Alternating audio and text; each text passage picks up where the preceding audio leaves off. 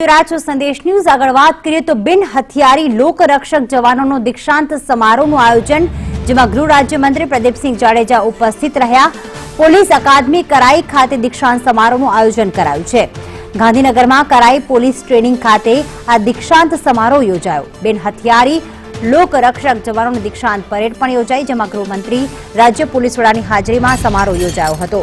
લોકરક્ષક દળની ખાસ આજે પરેડ યોજાઈ હતી તે 13મી પરેડ યોજાઈ હતી જેમાં ગૃહ રાજ્યમંત્રી પ્રદીપસિંહ જાડેજા પણ ઉપસ્થિત રહ્યા હતા।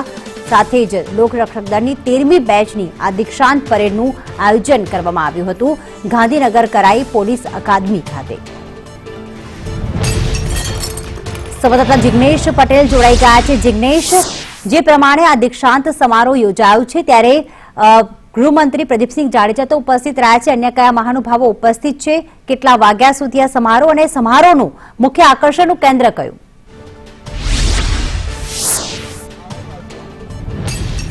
સ્વાભાવિક રીતે આજે અહીંયા જોઈ શકાય છે કે પોલીસ માટે ખાસ કરીને એક સારો દિવસ કહી શકાય, શુભ દિવસ કહી શકાય, કારણ કે જે કરાઈ ટ્રેનિંગ સેન્ટર ખાતે જે જવાનો ટ્રેનિંગ લઈ રહ્યા હતા લોકરક્ષક દળની, તેઓની આજે દીક્ષાંત સમારોહ યોજાયો છે। એટલે કે હવે તેઓ પોલીસ વિભાગમાં ભરતી થશે।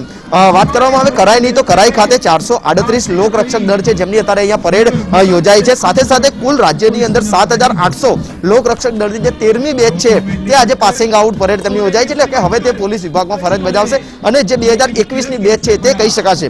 સાથે સાથે અમદાવાદની વાત કરીએ તો અમદાવાદ કરાઈ ખાતે, ત્યારબાદ ખલાલ, પીટીએસ વડોદરા, પીટીએસ જુનાગઢ અને સોરઠ ચોકી જુનાગઢ, આ તમામ સ્થળો પર આ જ રીતે દીક્ષાંત પરેડ સમારોહનું આયોજન કરવામાં આવ્યું છે। જે 13મી બેચ હતી લોકરક્ષક દળની, તેની હાજરી ત્યાંની જે આ પરેડ છે તેના અંદર ગૃહ રાજ્યમંત્રી પ્રદીપસિંહ જાડેજા, રાજ્ય પોલીસ વડા અને અન્ય આઈપીએસ અધિકારીઓ પણ હાજર છે કે જેઓ આ લોકરક્ષક દળની જે પરેડ છે તે નિહાળશે। તેમનું જે ટર્ન આઉટ છે, તેમની જે પ્રમાણેની તાલીમ છે તે તાલીમ કયા પ્રકારની રહી, અહીંયા તે તમામ વસ્તુનું નિરીક્ષણ થશે અને હવે તે ગુજરાત પોલીસનો એક ભાગ બનશે, એક અંગ બનશે અને તે માટેની જે આખી જે કવાયત હતી, જે અત્યાર સુધી તાલીમ હતી, ત્યારબાદ હવે તેમને અહીંયા દીક્ષાંત સમારોહ યોજાશે અને હવે તેઓ ગુજરાત પોલીસનો એક અંગ બની જશે।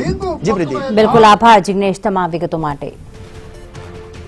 તો જે પ્રમાણે પોલીસ અકાદમી કરાઈ ખાતે દીક્ષાંત સમારોહનું આયોજન કરવામાં આવ્યું છે અને દીક્ષાંત સમારોહ બાદ તેઓ પોલીસમાં ભરતી થઈ શકશે। બિન હથિયારી લોકરક્ષકની આજે પરેડ યોજાઈ રહી છે। 13મી આ બેચ છે કે જેમણે સફળતાપૂર્વક પૂરી ટ્રેનિંગ જે છે તે પૂર્ણ કરી છે અને હવે તેઓ પોલીસમાં જોડાઈ જશે। ટ્રેનિંગ પૂર્ણ થતા કરાઈ ખાતે 438 લોકરક્ષક જવાનની દીક્ષાંત પરેડ યોજાઈ છે જેમાં ખાસ કરીને ગૃહ રાજ્યમંત્રી પ્રદીપસિંહ જાડેજા પણ ઉપસ્થિત છે।